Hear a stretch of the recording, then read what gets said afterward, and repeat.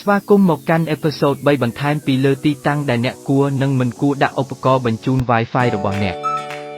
ខាងក្រោមនេះគឺជាកំណត់សម្គាល់ចំនួន 5 ដើម្បីជួយអ្នកបង្កើនប្រសិទ្ធភាពនៃការផ្សាយអំឡុងពេលប្រើប្រាស់ 1. ដាក់អង់តែន Wi-Fi ក្នុងទិសដៅត្រឹមត្រូវ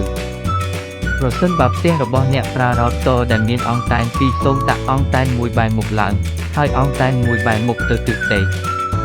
ដើម្បីជួយពង្រីកតំបន់ផ្សាយដូច្នេះ router នឹងផ្សាយសញ្ញាល្អក្នុងទិសដៅទាំងពីរដេកនិងបញ្ឈរ 2. ផ្លាស់ប្ដូរលេខសម្ងាត់របស់អ្នកឲ្យបានទៀងទាត់ដើម្បីជៀសវាងការបង្ហាញពាក្យសម្ងាត់ Wi-Fi របស់អ្នកគួរតែផ្លាស់ប្ដូរពាក្យសម្ងាត់ Wi-Fi របស់អ្នកជាទៀងទាត់ប្រហែលរៀងរាល់ 2-3 ខែម្ដងដោយលុបចូល router ឬប្រើប្រាស់កម្មវិធីគ្រប់គ្រងក្នុងតំបន់ការចាក់ផ្សាយ 3. ផ្លាស់ប្ដូរប្រភេទ router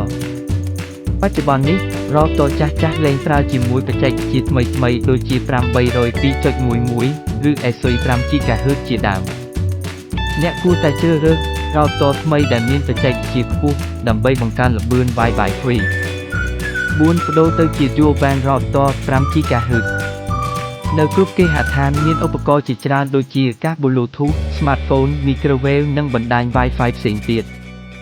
ដែលដំណើរការនៅលើ 2.4 GHz ដោយចៃដន្យបានកាត់បន្ថយកម្រិតបញ្ជូននៃក្រុម Wi-Fi 2.4 GHz ដើម្បីកំណត់ស្ថានភាពខាងលើអ្នកអាចប្ដូរប្រេកង់ router របស់អ្នកទៅ 5 GHz